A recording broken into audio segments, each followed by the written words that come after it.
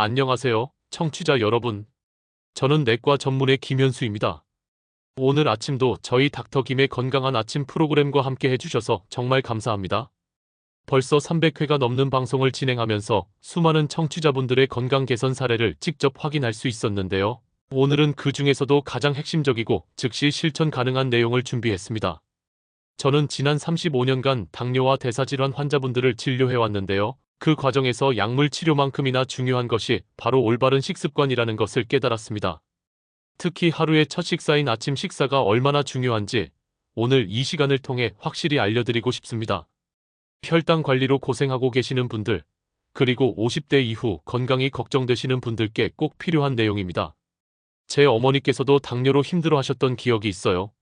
매일 새벽 5시면 어김없이 일어나셔서 혈당 측정기로 수치를 재고 한숨을 쉬시던 모습이 아직도 선명합니다. 당시 어머니의 공복 혈당은 늘 150에서 180으로 오갔는데 그 숫자 하나하나가 어머니의 마음을 무겁게 짓누르는 것을 지켜보며 정말 가슴이 아팠습니다. 그때 저는 다짐했죠. 어떻게 하면 더 많은 분들이 건강한 아침을 맞이할 수 있을까? 어떻게 하면 혈당 때문에 고민하는 시간을 줄일 수 있을까 하고 말이에요. 청취자 여러분께 부탁이 있습니다. 지금 이 방송을 어디서 듣고 계신지 댓글로 남겨주세요. 출근길 차 안에서인지 집에서 아침 준비를 하면서인지 정말 궁금합니다. 그리고 혈당이나 당뇨 관리에서 가장 어려운 점이 있으시다면 그것도 함께 적어주시면 좋겠어요. 나 혼자만의 걱정이나 고민이 아닌 함께 건강하기 위한 의견 나누면 좋겠습니다. 자, 그럼 오늘 이 방송을 끝까지 들으시면 여러분의 아침 식사가 완전히 달라질 거예요. 바로 시작해 보겠습니다. 여러분, 혹시 새벽 현상이라는 용어를 들어보셨나요? 우리 몸은 새벽 3시부터 8시까지 성장 호르몬, 코르티솔, 아드레날린 같은 각종 호르몬들이 대량으로 분비됩니다. 이 호르몬들은 우리를 잠에서 깨우고 하루 활동을 준비시키는 동시에 간에서 포도당을 혈액으로 방출하도록 자극하게 됩니다.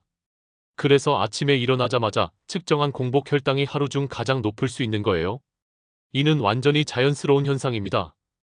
제가 35년간 환자분들을 진료하면서 확인한 놀라운 사실이 있는데요. 아침 8시에 측정한 혈당과 저녁 10시에 측정한 혈당 사이에는 평균 30에서 50mg 데시리터의 차이가 납니다. 정상인도 마찬가지고요. 이것이 바로 우리 몸의 자연스러운 생체 리듬입니다. 더 구체적으로 설명드리면 새벽 3시부터 시작되는 호르몬 분비는 우리가 깨어나기 전부터 몸을 활동 상태로 준비시킵니다. 성장 호르몬은 밤사이 손상된 조직을 회복시키고 코르티솔은 에너지 동원을 위해 혈당을 올리며 아드레날린은 심박수와 혈압을 상승시켜 각성 상태로 만듭니다. 이런 일련의 과정이 모두 혈당 상승에 기여하게 되는 것이죠. 그런데 여기서 정말 중요한 것은 이렇게 이미 높아진 아침 혈당 상태에서 무엇을 먹느냐에 따라 하루 종일의 혈당 패턴이 완전히 달라진다는 점입니다. 마치 첫 번째 도미노가 넘어지면 연쇄적으로 모든 도미노가 넘어지는 것처럼 아침 식사가 잘못되면 점심과 저녁 혈당까지 모두 문제가 됩니다. 실제로 한 연구에서 당뇨 환자 200명을 대상으로 실험을 했는데요. 아침에 단당이 많은 식사를 한 그룹은 저녁까지 혈당이 롤러코스터처럼 오르락내리락 했지만 단백질과 복합, 탄수화물 위주로 아침을 먹은 그룹은 하루 종일 안정적인 혈당을 유지했습니다. 그 차이가 무려 평균 40mg 데시리터나 났어요. 이제 여러분이 절대 피해야 할 아침 식품들을 말씀드리겠습니다. 첫 번째, 과일 주스입니다. 건강하다고 생각해서 오렌지 주스나 사과 주스를 드시는 분들 많으시죠? 이것이 바로 가장 위험한 함정입니다. 오렌지 하나에는 약 12g의 당분이 들어있는데 오렌지 주스 한 컵을 만들려면 오렌지 3개에서 4개가 필요해요. 그러면 한 번에 36에서 48g의 당분을 액체 상태로 섭취하게 되는 겁니다. 더 무서운 것은 액체 상태의 당분은 씹는 과정이 없어서 포만감을 주지도 못하면서 혈관으로 흡수되는 속도는 고체보다 3배에서 4배 빠르다는 점입니다. 마치 혈관에 설탕물을 직접 주사하는 것과 비슷한 효과를 낸다고 보시면 됩니다. 제가 진료했던 한 환자분은 건강하다고 생각해서 매일 아침 직접 만든 사과 샐러리 주스를 드셨는데 3달 만에 당화혈색소가 6.8에서 8.2로 급격히 상승했습니다. 주스를 끊고 나서야 수치가 정상으로 돌아왔어요. 특히 시판 과일 주스는 더욱 위험합니다. 보존을 위해 농축 과정을 거치면서 당분 농도가 더욱 높아지고 인공 감미료나 첨가당까지 들어가는 경우가 많거든요. 한 번은 60대 남성 환자분이 건강을 위해 매일 아침 오렌지 주스 한 팩을 드셨는데 그 주스에는 오렌지 5개분의 당분과 추가 설탕이 들어 있었어요. 이를 중단하고 일주일 만에 아침 혈당이 20mg/dl나 떨어졌습니다. 두 번째, 아침 시리얼입니다. 특히 콘플레이크나 초콜릿 시리얼은 당뇨 환자에게는 정말 위험합니다. 시리얼 한 그릇 약 30g에는 보통 15에서 25g의 설탕이 들어있어요. 여기에 우유까지 부으면 유당까지 추가되어 총 당분이 30g을 넘어갑니다. 이는 각설탕 10개를 한 번에 먹는 것과 같은 양입니다. 더욱 교묘한 것은 건강식품으로 포장된 그래놀라입니다. 견과류와 오트밀로 만든 건강한 아침 식사라고 광고하지만 실제로는 꿀, 메이플 시럽, 갈색 설탕으로 범벅된 당분 덩어리예요. 그래놀라 한 컵에는 무려 30에서 40g의 당분이 숨어 있습니다. 일반 시리얼보다 오히려 더 많은 당분을 함유하고 있는 경우가 대부분이죠. 한 번은 60대 여성 환자분이 "선생님, 저는 건강하게 먹는데 왜 혈당이 안 잡혀요?" 라고 하시길래 식단을 물어봤더니 매일 아침 유기농 그래놀라를 드시고 계셨어요. 가격도 비싸고 유기농이라는 말에 속아서 건강식품으로 생각하고 계셨던 거죠. 그걸 중단하고 2주 만에 공복 혈당이 140에서 110으로 떨어졌습니다. 세 번째, 빵류입니다.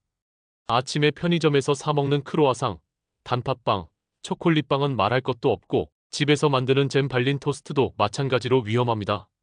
식빵 자체가 이미 혈당 지수가 높은 음식인데 여기에 잼까지 발라 먹으면 혈당이 급격히 치솟습니다. 특히 공복 상태에서 이런 음식을 먹으면 30분 내에 혈당이 200mg/dl를 넘어가는 경우가 흔해요. 네 번째, 바나나와 고당분 과일들입니다. 바나나는 칼륨이 풍부해서 건강에 좋다는 말을 믿고 아침에 바나나를 드시는 분들이 많은데 당뇨가 있거나 혈당이 걱정되는 분들에게는 추천하지 않습니다. 바나나 한 개에는 약 25g의 당분이 들어있고 특히 익을수록 당분이 높아져요. 아침 공복에 바나나 한 개만 먹어도 혈당이 30에서 50mg/dl는 쉽게 올라갑니다. 그렇다면 아침에 무엇을 먹어야 할까요? 제가 평생의 임상 경험을 통해 찾아낸 첫 번째 핵심 영양소는 바로 류신입니다. 류신은 필수 아미노산 중 하나로 우리 몸에서 스스로 만들어낼 수 없어서 반드시 음식을 통해 섭취해야 합니다. 그런데 이 류신이 혈당 관리에 미치는 효과는 정말 놀라워요. 류신의 혈당 개선 메커니즘을 세 가지로 설명드리겠습니다. 첫 번째, 인슐린 민감성 향상입니다. 류신은 근육세포의 인슐린 수용체를 활성화시켜서 같은 양의 인슐린으로도 더 많은 포도당을 근육으로 끌어들일 수 있게 합니다. 마치 문의 잠금 장치를 더 민감하게 만들어서 작은 열쇠로도 쉽게 열리게 하는 것과 같아요. 실제로 류신을 꾸준히 섭취한 그룹은 인슐린 민감성이 평균 20% 개선되었다는 연구 결과가 있습니다. 두 번째, 직접적인 인슐린 분비 촉진입니다. 류신은 췌장의 베타세포를 직접 자극해서 인슐린 분비를 촉진합니다. 하지만 이것이 단순히 인슐린을 더 많이 나오게 하는 것이 아니라 혈당 상승에 맞춰서 적절한 양의 인슐린이 나오도록 조절하는 거예요. 마치 자동 온도 조절기처럼 필요한 만큼만 작동하게 하는 스마트한 시스템이라고 보시면 됩니다. 세 번째, 근육 단백질 합성 촉진입니다. 류신은 엠토르라는 단백질 합성 경로를 활성화시켜서 근육량을 늘립니다. 근육이 많을수록 혈당을 저장할 수 있는 공간이 넓어지고 기초대사율도 높아져서 혈당 관리에 유리해집니다.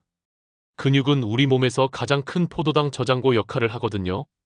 특히 한국인의 절반 가까이가 마른 당뇨입니다. 서구와 달리 우리나라는 비만하지 않은 당뇨 환자가 매우 많아요. 체질량 지수가 23 이하인데도 당뇨가 있는 분들이 정말 많습니다. 이런 분들은 살을 빼는 게 아니라 오히려 근육량을 늘려야 합니다. 제가 진료실에서 만난 한 50대 남성 환자분은 키 175cm의 몸무게 63kg으로 겉보기에는 말랐는데 당화혈색소가 7.8이었어요. 일반적인 체중 감량 처방은 말이 안 되는 상황이었죠. 이분께 아침마다 두부 반 모를 드시라고 했더니 3달 만에 당화혈색소가 6.2로 떨어졌습니다. 체중은 오히려 2kg 늘었는데 혈당은 좋아진 거예요. 이것이 바로 류신의 힘입니다. 류신을 언제 먹느냐도 중요합니다. 특히 아침에 류신을 섭취하면 하루 종일 근육 단백질 합성이 활발해져서 혈당 관리에 더욱 유리해집니다. 밤사이 긴 공복으로 근육 분해가 일어난 상태에서 아침에 류신을 공급해주면 근육 회복과 동시에 혈당 안정화 효과를 볼 수 있어요. 두 번째로 여러분이 아침에 섭취하시면 좋을 영양소는 바로 마그네슘입니다. 공복 혈당이 올라가는 것과 숙면을 못 취하는 것 사이에는 매우 밀접한 관계가 있습니다. 숙면을 제대로 취하지 못하면 간이 밤새 일하는데도 힘이 딸려서 혈당 조절도 제대로 못 해내고 아침 공복 혈당이 높아지게 됩니다. 수면 부족은 코르티솔이라는 스트레스 호르몬 분비를 증가시키는데 이 호르몬이 간에서 포도당 생성을 촉진해서 새벽에 혈당을 올립니다. 마그네슘은 우리 몸의 300가지가 넘는 효소 반응에 관여하며 특히 아침 혈당을 조절할 때 가장 필수적인 미네랄 중 하나로 꼽힙니다. 실제로 많은 당뇨 환자에게서 마그네슘 결핍률이 매우 높게 나타나는 것을 임상에서도 자주 확인합니다. 마그네슘은 인슐린 신호 전달 과정에서 핵심적인 역할을 합니다. 인슐린이 세포 표면의 수용체에 결합한 후 세포 내부로 신호를 전달하는 과정에서 마그네슘이 필수적인 보조인자로 작용해요. 마그네슘이 부족하면 인슐린이 있어도 제대로 작동하지 못합니다. 제가 진료했던 한 70대 여성 환자분은 매일 아침 공복 혈당이 150에서 160mg 데시리터를 왔다 갔다 했어요. 그런데 마그네슘 보충제를 복용하기 시작한 후 2주 만에 130대로 떨어졌고 한 달 후에는 120 이하로 안정화되었습니다. 이제 구체적으로 어떻게 아침을 먹어야 하는지 알려드리겠습니다. 제가 35년간의 임상 경험을 통해 개발한 공식이 있어요. 고품질 단백질 25에서 30g, 건강한 지방 10에서 15g, 복합 탄수화물 20에서 30g, 식이섬유 5에서 10g입니다. 왜 이 비율인가요? 이 비율의 과학적 근거를 설명해 드리겠습니다. 아침에 단백질 25에서 30g을 섭취하면 류신을 약 2.5에서 3g 정도 공급받을 수 있어요. 이 정도 양이면 근육 단백질 합성을 촉진하고 인슐린 민감성을 개선하는 데 충분합니다. 건강한 지방 10에서 15g은 호르몬 생성에 필요하고 지용성 비타민 흡수를 돕습니다. 또한 포만감을 오래 유지시켜서 점심 전에 간식을 찾지 않게 해줘요.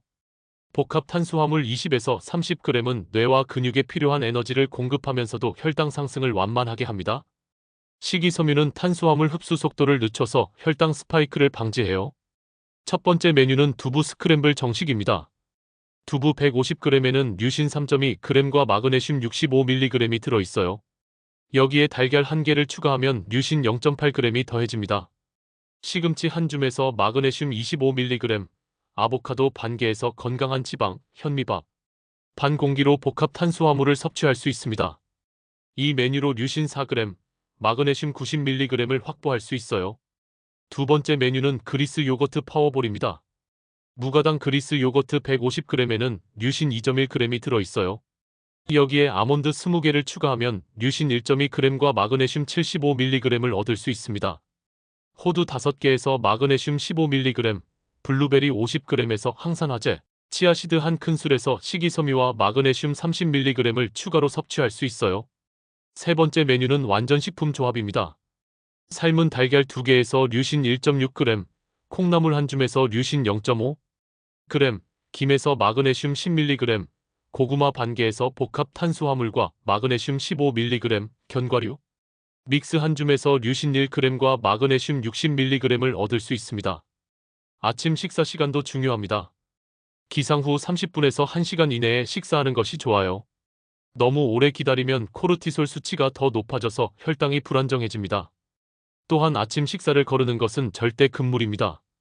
한 연구에서 당뇨 환자가 아침을 거르면 점심과 저녁 식후 혈당이 평균 30에서 40mg 데시리터 높게 올라간다는 결과가 나왔어요. 아침을 거르면 우리 몸은 기아 상태로 인식해서 다음 식사 때 더 많은 인슐린을 분비하게 됩니다. 또한 공복 시간이 길어질수록 간에서 포도당 생성이 증가해서 점심 전 혈당이 더욱 높아지죠. 그래서 아침을 안 먹고 점심을 먹으면 혈당이 더 급격히 오르는 것입니다. 직장인들은 아침을 집에서 챙겨 먹기 어려운 경우가 많죠. 외식할 때 어떻게 해야 하는지도 구체적으로 알려드릴게요. 편의점에서 가능한 조합으로는 삶은 달걀 2개와 두유, 견과류를 추천합니다. 최근 편의점에서 판매하는 삶은 달걀은 단백질 함량도 높고 신선도도 좋아요. 여기에 무가당 두유 한 팩과 아몬드나 호두 한 봉지를 추가하면 완벽한 조합이 됩니다. 또는 그리스 요거트와 견과류, 치즈를 조합하거나 닭가슴살 샐러드에 아몬드를 추가하는 것도 좋아요. 요즘 편의점에서는 단백질 박스라는 상품도 판매하는데 달걀, 치즈, 견과류가 함께 포장된 제품들이 있어요. 이런 제품들을 활용하면 바쁜 아침에도 쉽게 건강한 식사를 할 수 있습니다. 카페에서 주문할 때는 아메리카노와 단백질 박스를 주문하세요. 스타벅스나 이디야 같은 카페 체인에서도 달걀, 치즈, 견과류가 들어있는 제품들을 판매합니다. 무가당 라떼에 견과류를 추가하는 것도 좋은 방법입니다. 다만 라떼를 주문할 때는 반드시 무가당으로 주문하시고 시럽 추가는 절대 하지 마세요. 절대 피해야 할 편의점 아침 메뉴로는 삼각김밥, 바나나 우유, 단팥빵, 초콜릿 우유, 샌드위치, 과일 주스가 있습니다. 특히 참치마요 삼각김밥 하나에는 약 20g의 탄수화물과 설탕이 들어있어서 혈당을 급격히 올립니다. 바나나 우유는 더욱 위험한데 바나나의 천연 당분에 추가로 설탕과 인공 감미료까지 들어있어요. 코르티솔 수치가 더 높아져서 혈당이 불안정해집니다. 또한 아침 식사를 거르는 것은 절대 금물입니다. 한 연구에서 당뇨 환자가 아침을 거르면 점심과 저녁 식후 혈당이 평균 30에서 40mg 데시리터 높게 올라간다는 결과가 나왔어요. 직장인들은 아침을 집에서 챙겨 먹기 어려운 경우가 많죠? 외식할 때 어떻게 해야 하는지도 알려드릴게요. 편의점에서 가능한 조합으로는 삶은 달걀 2개와 두유, 견과류를 추천합니다. 또는 그리스 요거트와 견과류, 치즈를 조합하거나 닭가슴살 샐러드에 아몬드를 추가하는 것도 좋아요. 카페에서 주문할 때는 아메리카노와 단백질 박스를 주문하세요. 달걀, 치즈, 견과류가 들어있는 제품들이 있어요. 무가당 라떼에 견과류를 추가하는 것도 좋은 방법입니다. 절대 피해야 할 편의점 아침 메뉴로는 삼각김밥, 바나나 우유, 단팥빵, 초콜릿 우유, 샌드위치, 과일 주스가 있습니다. 음식만으로 충분한 류신과 마그네슘을 섭취하기 어려운 분들을 위해 보충제 정보도 드릴게요. 류신 보충제 선택법부터 말씀드리겠습니다. 효모에서 추출한 류신이 가장 흡수율이 좋습니다. 하루 3에서 5g 정도 섭취하시면 되고 아침 식전이나 식사와 함께 드시면 돼요. 조금 더 여유가 있는 분들은 누에고치 실크 펩타이드를 추천합니다.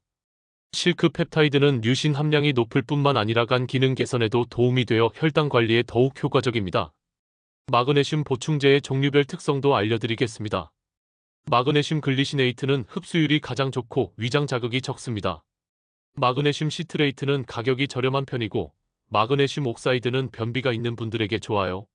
하루 200에서 400mg 정도 섭취하시면 되는데 한 번에 많이 먹으면 설사할 수 있으니 아침 저녁으로 나누어 드시는 것이 좋습니다. 계절별 아침 식사 조절법도 알려드리겠습니다. 여름철인 6월에서 8월에는 식욕이 떨어지는 분들이 많아요. 이때 차갑고 간단한 메뉴로 가도록 하세요. 냉두부에 견과류와 베리류를 곁들이거나 요거트 스무디에 단백질 파우더를 추가하는 것이 좋습니다. 콩국수를 드실 때는 설탕 대신 스테비아를 사용하세요. 겨울철인 12월에서 2월에는 따뜻한 음식이 좋아요. 혈액순환도 도와주고 소화도 잘 됩니다.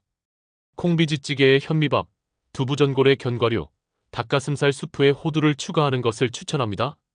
연령대별 맞춤 전략도 중요합니다. 40대에서 50대는 근육량 유지가 핵심입니다. 이 연령대부터 근육량이 급격히 감소하기 시작합니다. 단백질 섭취량을 체중 1kg당 1.2에서 1.5g으로 늘리고 특히 아침에 25에서 30g의 고품질 단백질을 확보하세요. 60대 이상은 소화력을 고려한 부드러운 식사가 필요합니다. 나이가 들수록 소화력이 떨어집니다.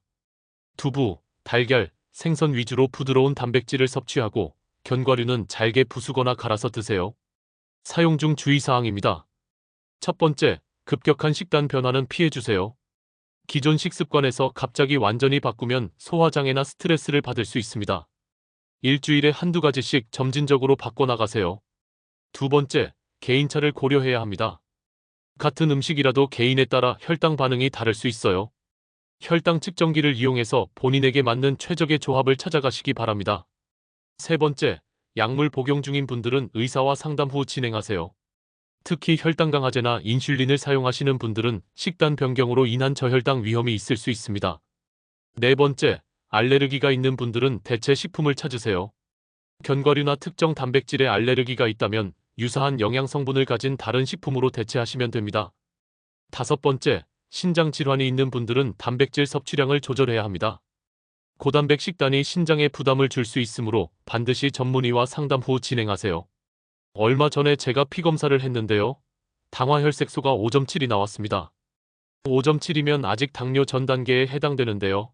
사실 제가 이 나이에도 관리를 꽤 철저하게 하는 편인데도 아직 완벽한 정상으로 돌아가지 못하고 있습니다. 하지만 제 평생의 경험과 지식을 바탕으로 확신합니다. 제가 몇 달 안에 더 철저하게 관리해서 이 수치를 더 줄여서 완전한 정상으로 돌아가는 것을 인증해서 보여드릴게요. 특히 아침 식사를 제대로 하는 것만으로도 하루의 혈당 패턴이 완전히 달라집니다. 저는 지금 매일 아침 두부 100g과 견과류 한 줌, 그리고 현미밥 반 공기로 구성된 식사를 하고 있어요. 3개월 후 검사에서 얼마나 개선되는지 여러분께 보고 드리겠습니다. 제가 이 방송을 통해 알려드린 방법 그대로 따라하시면 여러분들도 충분히 가능합니다. 아침이 달라지면 하루가 달라지고 하루가 달라지면 인생이 달라집니다. 당뇨는 완치되지 않는다고 하지만 적절한 관리로 정상인과 똑같은 삶을 살 수 있습니다. 그 시작이 바로 올바른 아침 식사입니다. 내일 아침부터 당장 실천해 보세요. 2주만 제대로 해보시면 몸의 변화를 느끼실 수 있을 겁니다. 건강한 아침 식사로 당뇨 없는 삶을 되찾으시길 바랍니다. 오늘 방송 내용을 정리해드리면 아침에는 과일 주스, 시리얼, 빵류, 고당분 과일을 피하시고요. 대신 류신이 풍부한 두부와 달걀, 마그네슘이 들어있는 견과류와 시금치를 드세요. 고품질 단백질 25에서 30g, 건강한 지방 10에서 15g, 복합 탄수화물 20에서 30g의 황금 비율을 기억하시기 바랍니다. 특히 기상 후 1시간 이내에 식사하는 것, 그리고 개인차를 고려해서 점진적으로 식단을 바꾸는 것이 중요합니다. 약물 복용 중이신 분들은 반드시 담당 의사와 상담 후 진행하세요. 그럼 내일 오전 9시 같은 시간에 더 유익한 건강 정보로 찾아뵙겠습니다. 지금까지 내과 전문의 김현수와 함께한 닥터 김의 건강한 아침이었습니다. 오늘도 건강한 하루 되세요. 감사합니다.